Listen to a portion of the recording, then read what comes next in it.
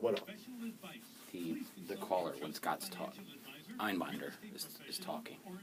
You mean, raise the Yeah, volume? We're live. He'll hear it through what you're hearing. Yeah, is there any way to raise that up? I can make it a little louder. Yeah, better. As loud as you can without feedback. Yeah. Great. Material, but rather a sample of issues the hosts and guests consider important.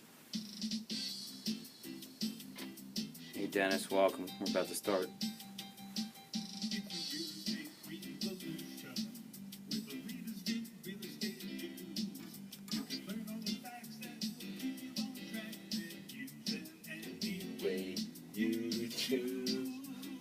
And now it's time for a power hour from America's trusted resource for everything real estate. Everything in the real estate industry is in a constant movement of change. It's a real estate revolution with your host, Victoria Riva Dinera, and her co-host, Scott Forcino. Welcome to the Real Estate Revolution. So just look at you? Yeah, right here. Okay. Chocolate Man. Yeah, right here. Okay.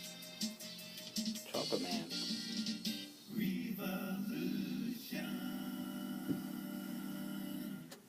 Hello, I am Scott Forcino, an associate broker with Exit Realty Group in Elmsford, New York. I am all you got tonight. Victoria Riva Dinera, who's the president of the Northeast Division of Exit Realty International, is at a conference, getting more knowledge to bring back to our listeners. So, I'm really thankful after the holiday weekend that we have an opportunity to bring this type of real estate relevant data and information, knowledge and wisdom to our listeners. There's a big gap, I think, and that's part of the problem in people's general understanding of this big, important life process that affects their families and themselves and their wealth and maybe even their health.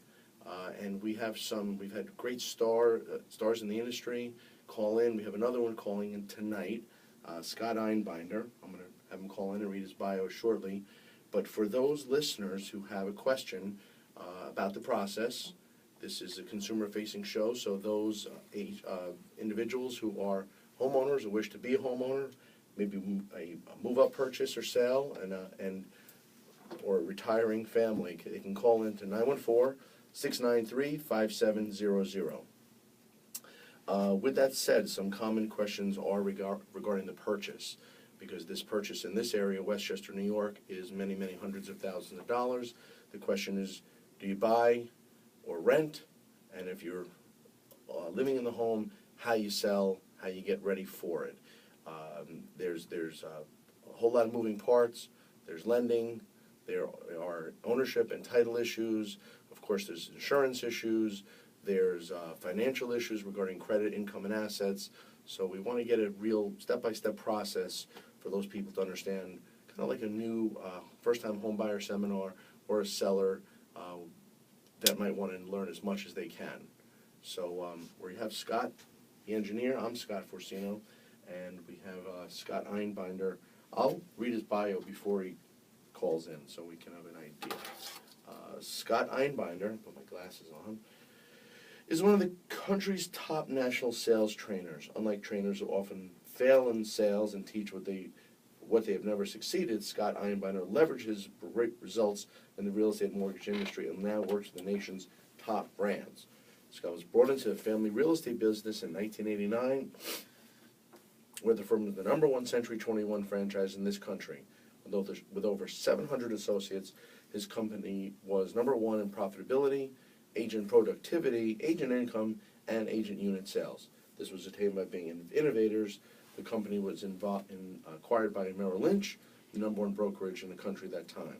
Scott then entered the mortgage interest within 10 years, built one of New Jersey's premier mortgage banking firms with over 100 employees, and that company was acquired by Chase Manhattan Bank in 1999. Wanting to re-enter the real estate business, Scott was one of the founding executives of a little-known startup called Foxtons. In the 2 years, he had 250 employees and was selling 150 homes per week in the New York and New Jersey markets alone.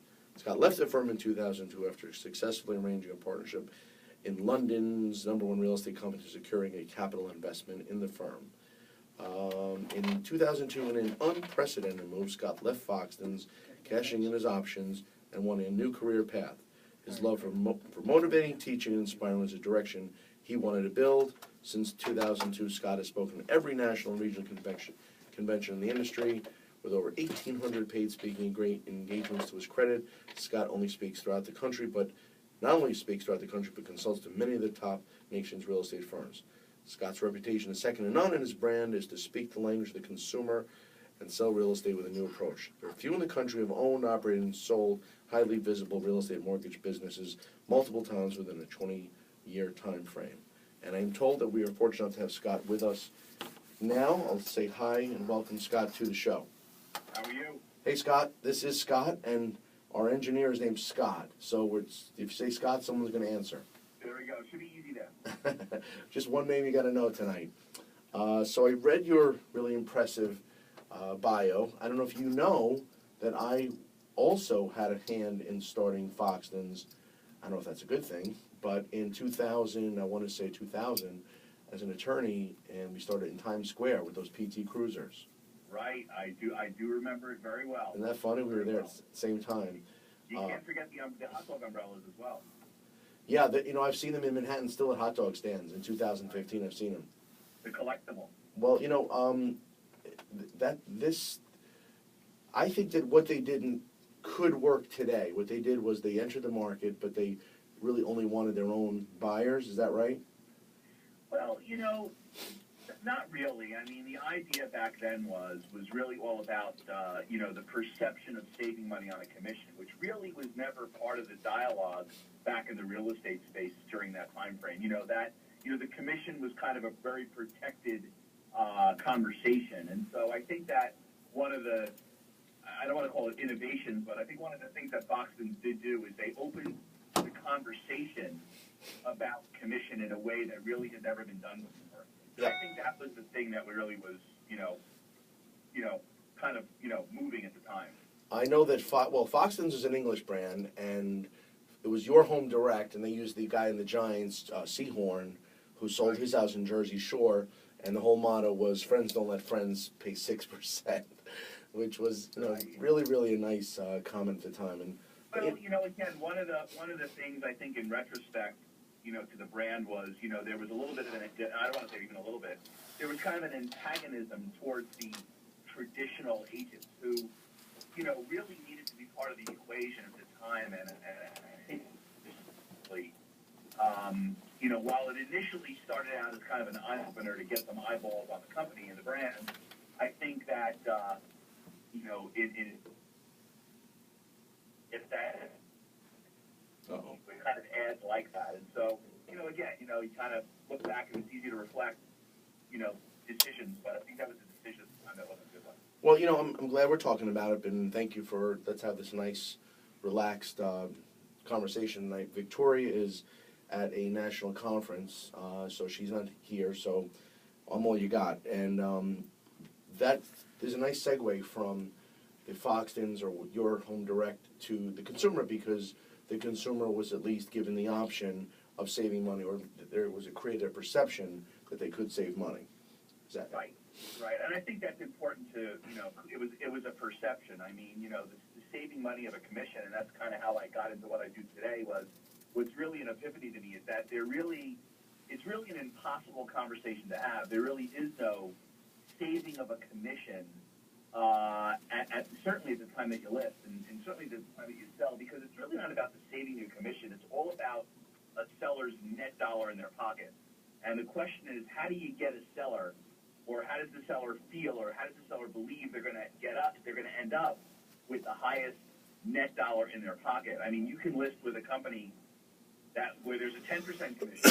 If you net more money than everybody else could do for you, then it was a good financial decision. So that's part of the confusion in the real estate business, is that you can save a commission or you can discount a commission. And, even the ultimate discount commission is a for sale by owner, where there is no commission. But does it really mean that sellers net more money? In fact, statistics show that for sale by owners actually net substantially less money than listing through the real estate community.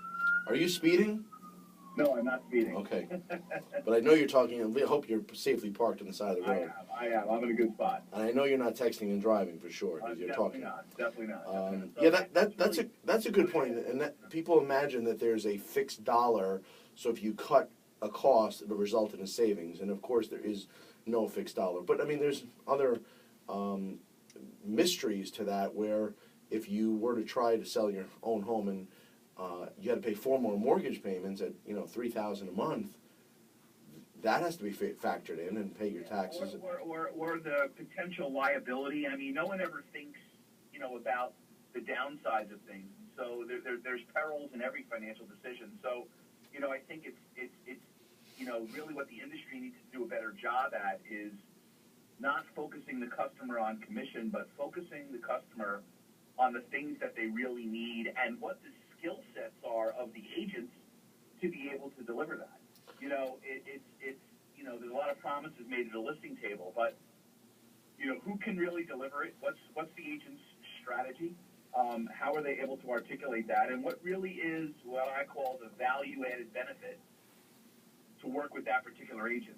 That's really the $64,000 question that agents need to be able to effectively answer. What is their value-added benefit? Lots of them have value, but it's not added value.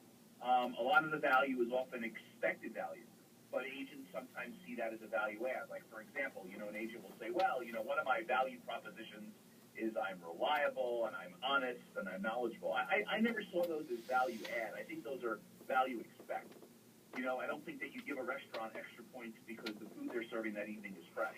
I think that there's just certain basic things that need to be there, and I think the challenge of the industry is coming up with those value-added benefits and services, and that's really what the consumer needs to learn, and hopefully an agent can articulate and deliver. Okay, well, let's explore those, because this is our night, and from the consumer's perspective, I got a lot of topics. Really, let's discuss what is an idealized or an ideal or optimized transaction. Let's start really from the beginning. Let's say a couple was, we can't say what kind of couple, but a couple was searching. I mean, you take me through this. They wanted a house. Where do they go? What do they do?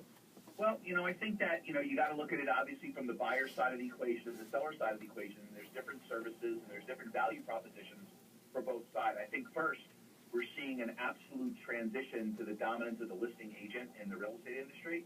Listing agents, have always been, the highly valuable part of it, but it's really become even more substantial in terms of, the prominence in the industry. And listing agents have a certain set of value-added benefits that they should provide, and buyer agents should have them as well.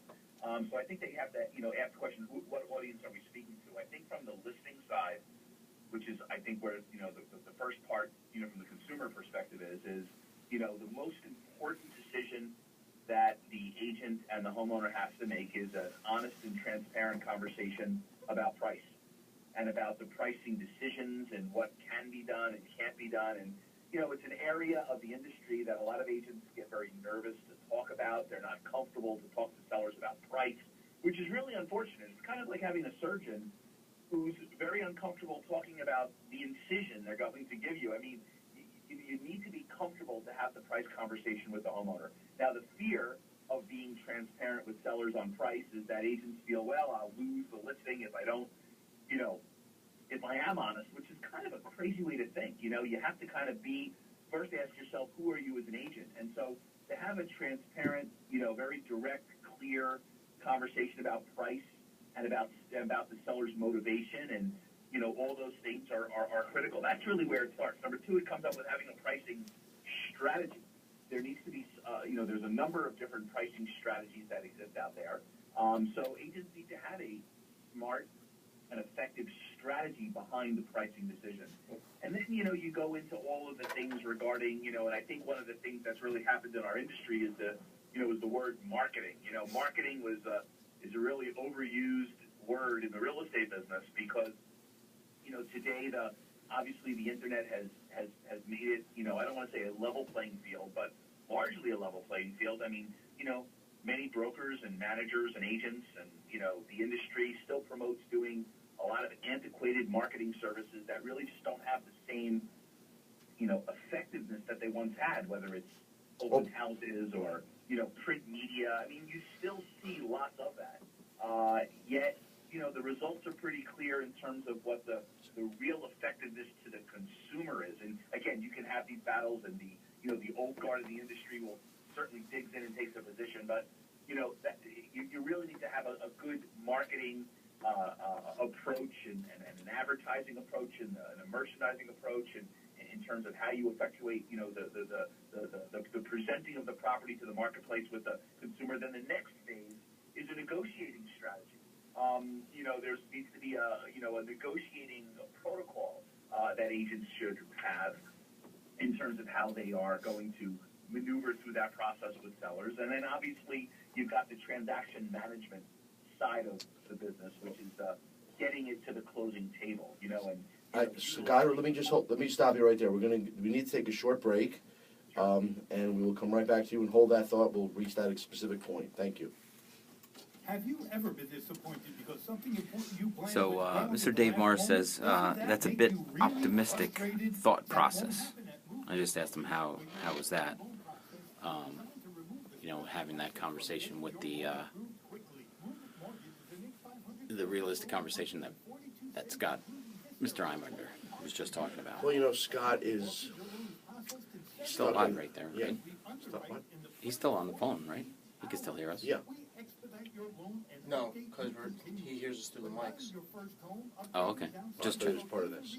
Okay. I got to bring him. It's got to be consumer facing. He just lapses into that. He said the listing agent is not dealing on facts alone. Okay. I mean, Mr. Dave Morris. Dave Morris can call in as 914-693-5700. I'll put that in there.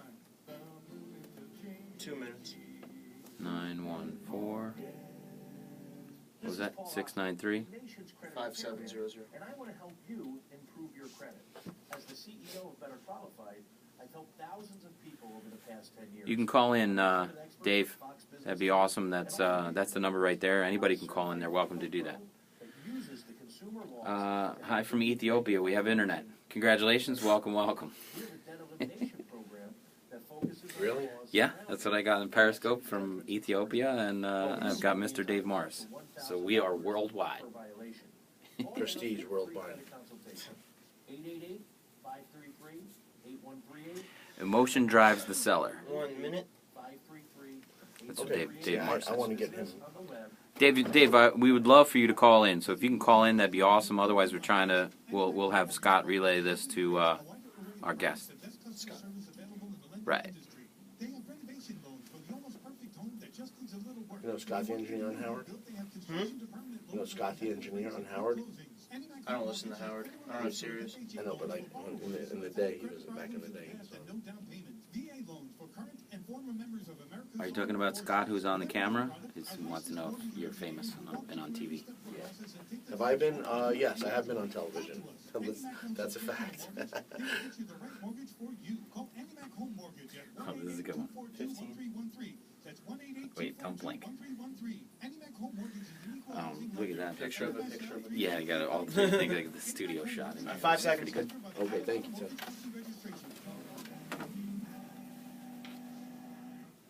Okay, hi Scott. So since we were on break, we had someone actually, we're periscoping this, and so that's through the Twitter feed.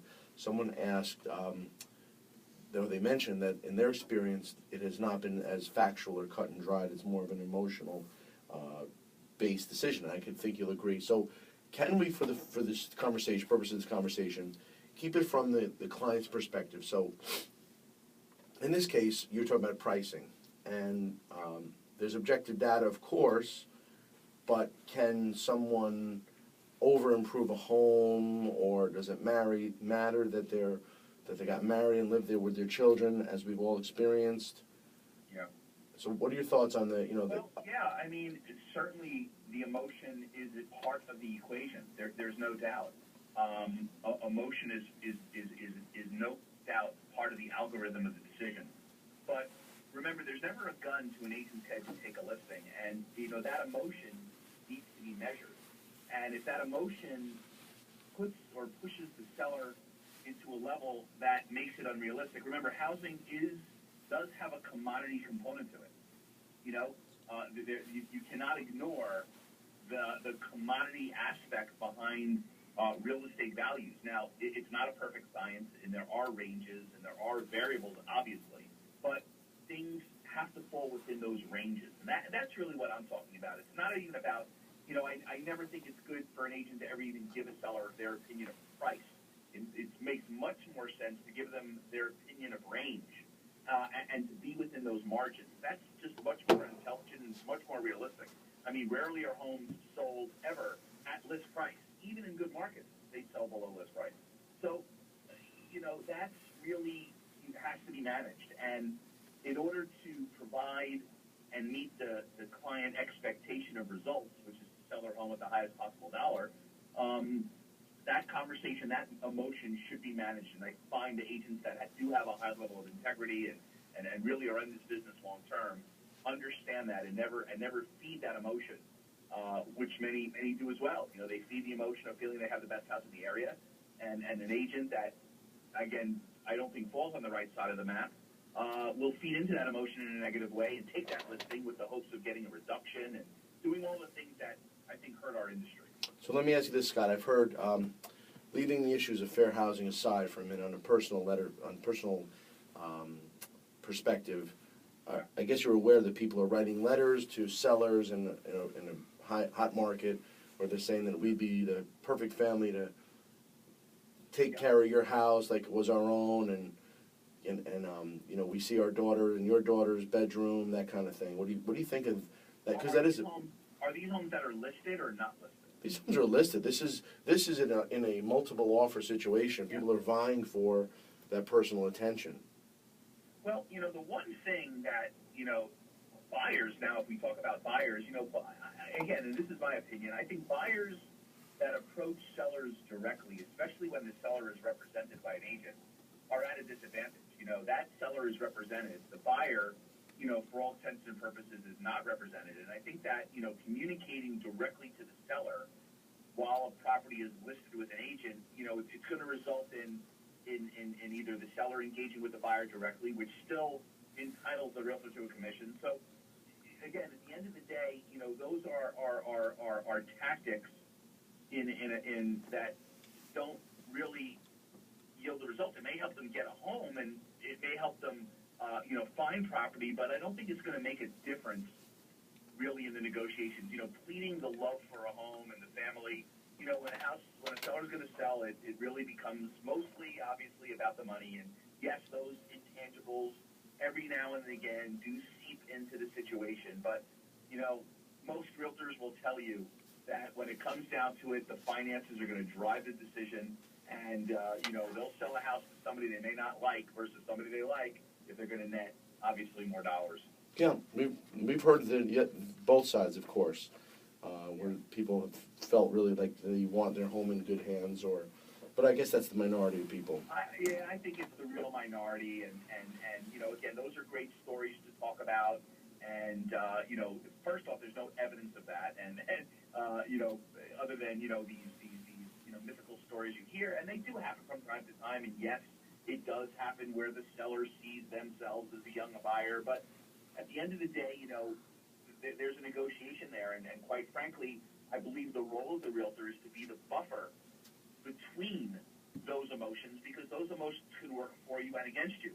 You know, a seller who becomes highly sympathetic might end up losing money, you know, so I think those emotions have to really be managed, and I think that one of the values that a realtor does provide is to be that advocate, to be that buffer between both parties so they can keep it as the